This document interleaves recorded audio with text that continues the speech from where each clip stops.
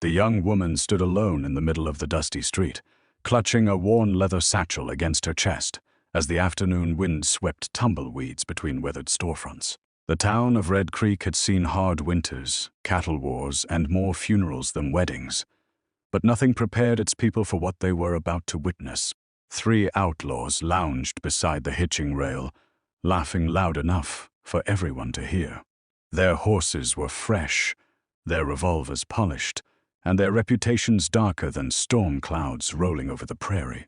The leader stepped forward with a cruel grin, tipped his hat, and snatched the satchel from the young woman's hands before spilling its contents into the dirt. A faded photograph, a Bible, and a few silver coins scattered across the street. The men laughed even harder as she knelt to gather her belongings. "Look at her," one outlaw sneered. "She thinks this town will protect her." No one moved. Shopkeepers lowered their eyes. Ranch hands pretended to adjust saddle straps. Even the sheriff remained frozen on the porch of his office, knowing that drawing his gun would likely cost innocent lives. The young woman's hands trembled, but she refused to cry. She picked up the photograph first, brushing dust from the smiling faces of her late parents. That simple act somehow amused the outlaws even more. One of them kicked the picture from her hands again, sending it sliding through the dirt. Then they noticed a stranger sitting quietly on a wooden bench outside the general store. He wore a faded gray coat, dusty boots, and an old hat pulled low over his face. His beard was rough, and a patched blanket roll rested beside him. He looked less like a gunslinger than a tired drifter searching for a warm meal. "Hey, old man," the outlaw shouted. "You planning to save the lady?" More laughter echoed across the street. The stranger didn't answer. He simply reached for a tin cup, took a slow sip of water, and stared toward the distant mountains as if the insults belonged to another world. The silence irritated the gang leader. He walked across the street, kicked the stranger's blanket, and sent it rolling into the dust. "Didn't you hear me?" he barked. "Or are you deaf?" Still no answer. Townspeople watched nervously. They had learned long ago that quiet men were often dangerous. Yet this traveler seemed too tired to stand. The outlaw grabbed the brim of the stranger's hat and flicked it backward, revealing weathered features marked by old scars. His eyes remained calm, too calm. There was no fear, no anger, only the steady gaze of a man who had survived more violence than anyone could imagine. The gang mistook that calmness for weakness. "You're nothing but a washed-up bum," another outlaw laughed. "Probably never held a revolver in your life." The stranger slowly bent down, picked up his hat, dusted it off, and placed it back on his head without saying a single word. A nervous whisper spread through the crowd. An elderly blacksmith narrowed his eyes. Something about the stranger's face stirred an old memory buried beneath decades of forgotten stories. Years ago, travelers passing through Red Creek had spoken of a mysterious gunslinger who wandered the frontier without a name. Some called him a ghost. Others believed he had died after ending the Blood Mesa War. Legends claimed he never drew first, never missed, and never stayed in one town long enough for anyone to truly know him. The blacksmith looked again at the faded silver star engraved on the stranger's belt buckle, almost hidden beneath layers of dust. His heartbeat quickened. It couldn't be, could it? Meanwhile, the young woman finally gathered her scattered belongings and stood, refusing to let the outlaws see her fear. "Give me back my father's watch," she demanded after noticing one outlaw twirling it around his finger. The gang burst into laughter again. "Make us," the leader replied. He tossed the watch high into the air before catching it with a grin. "Maybe we'll keep it as payment for entertaining us." The woman stepped forward, despite knowing she stood no chance against armed men. Before she could reach them, one outlaw shoved her backward. She stumbled and fell into the dust once more. Gasps rose from every porch along the street. Children peeked from windows before frightened mothers pulled them away. The stranger slowly stood to his feet. He moved with the stiffness of age, yet every step carried quiet confidence. Dust drifted from his coat as he adjusted the worn leather holster hanging low at his side. The outlaws laughed louder than ever. "Finally found your courage." The leader mocked. "You planning to lecture us?" The stranger spoke for the first time, his voice low, calm, and unmistakably steady. "Return the watch, apologize to the lady, then ride away while you still can." The words were simple, but something in the tone sent an unexpected chill through the street. The gang leader smirked before spitting into the dirt. "Or what?" he asked.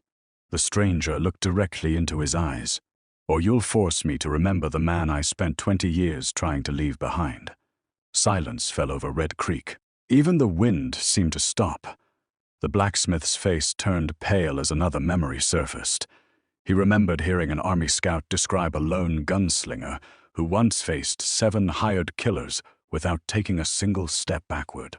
The scout had ended his story with one unforgettable sentence: "Pray you never meet the man who apologizes before he draws." The old blacksmith swallowed hard as realization struck him like lightning.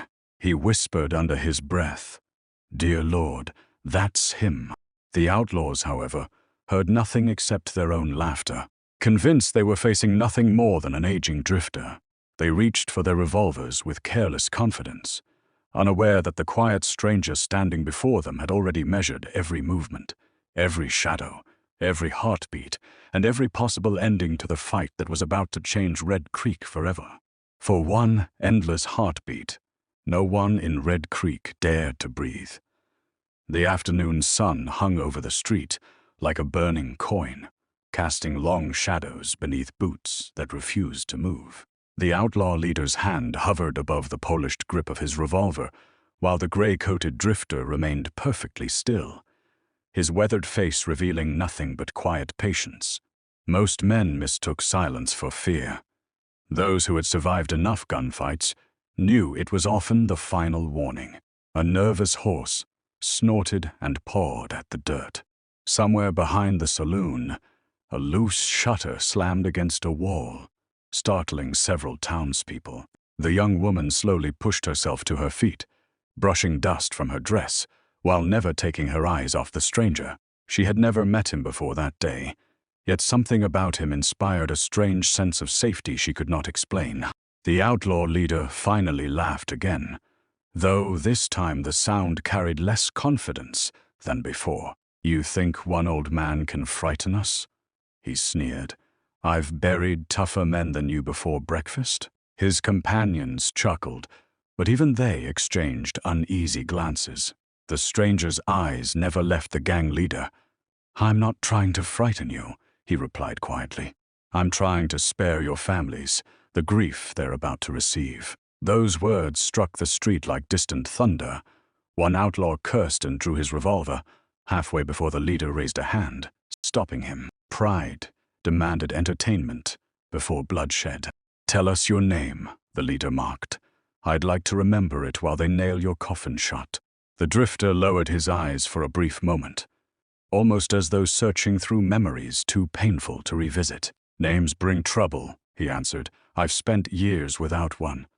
The old blacksmith felt his hands begin to shake. 25 years earlier, while working in a frontier fort hundreds of miles away, he had heard soldiers whisper about a mysterious gunfighter who traveled without introducing himself. Newspapers called him dozens of different names because no one knew the truth.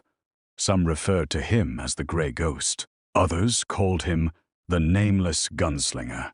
Every story ended the same way, with dangerous men lying dead and innocent people walking away alive. The blacksmith remembered another detail as clearly as yesterday. The gunslinger always offered one chance to leave peacefully.